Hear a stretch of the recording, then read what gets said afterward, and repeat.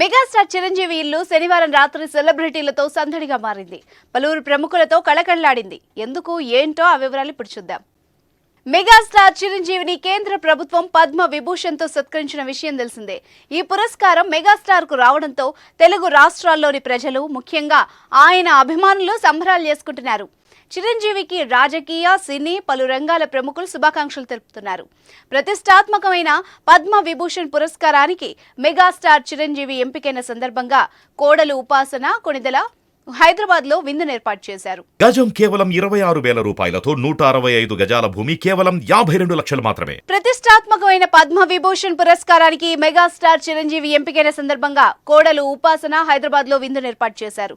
ఈ కార్యక్రమంలో CM Revanth Reddy, cinematography మంత్రి కోమటిరెడ్డి వెంకటరెడ్డి, స్పీకర్ ప్రసాద్ కుమార్ తో పాటు పలు రంగాల ప్రముఖులు పాల్గొన్నారు. సీఎం రేవంత్ రెడ్డి మెగాస్టార్ చిరంజీవికి శుభాకాంక్షలు తెలిపారు. పుష్పగుచ్చం అందజేసి అభినందించారు. చిరు కుటుంబ సభ్యుల్ని ఆప్యాయంగా పలకరించారు. ఈ సందర్భంగా రేవంత్ మాట్లాడుతూ చిరంజీవికి పద్మ విభూషణ్ రావడం మనందరికీ గర్వకారణం అన్నారు. వారికి నా హృదయపూర్వక శుభాకాంక్షలు తెలుపుతున్నట్టు పేర్కొన్నారు. మెగాస్టార్ చిరంజీవి మాట్లాడుతూ నన్ను అభినందించిన ముఖ్యమంత్రి రేవంత్ రెడ్డి మరియు మంత్రి కోమటిరెడ్డి వెంకటరెడ్డిలకు ధన్యవాదాలు తెలిపారు. చిరు కుటుంబం ఏర్పాటు చేసిన విందులో సీఎం రేవంత్, పలువురు ప్రముఖులు పాల్గొన్న సందర్భంగా ఫోటోలు, వీడియోలు సోషల్ మీడియాలో వైరల్ అయ్యాయి. సోషల్ మీడియాలో వైరల్ అవుతున్న వీడియోలో Revanth Reddy mega power star Ram Charan తో ప్రత్యేకంగా ముచ్చటిస్తూ కనిపించారు. ఇదిలా ఉంటే పద్మ విభూషణ్ పురస్కార గ్రహీత చిరంజీవిని ఘనంగా సత్కరించేందుకు తెలంగాణ ప్రభుత్వం నిర్ణయించింది.